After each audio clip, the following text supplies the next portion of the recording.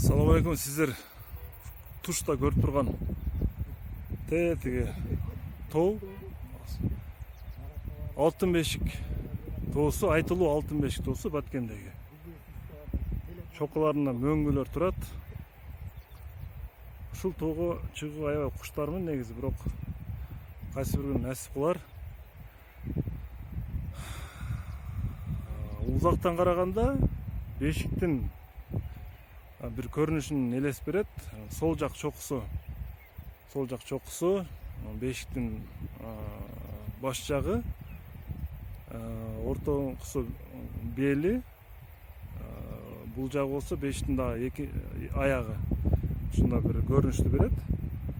Айрым маалыматтарга караганда Алтын Бешик тоосуна чыгуу өтө кыйын деп айтышат. Мындай бир таштар кулап турат дейт. Чыгуу эч ким чыга алган эмес дейт. Айрым маалыматтар боюнча балким альпинисттер болсо, бул жака келгенде болсо балким чыккандыр. Үстүндө доппудай болгон булут турат. Доппудай болгон. Караңыздар. Кооз тоолордун бири деп эсептеймин. Караңыздар, түйү жапжашыл, жайлоо өрдөп, мына бир арчалуу өр менен анан үстү жалаң, бирок үстүндө эч нерсе жок. Караңыздар.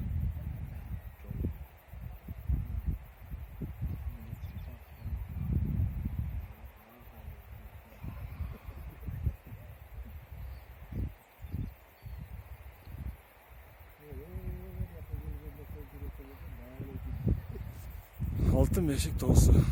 Şu жол Altın Beşikке мына ушул жол алып барат. Ушул таш Талмазардын жолу алып барат. Селликтин наркы башы.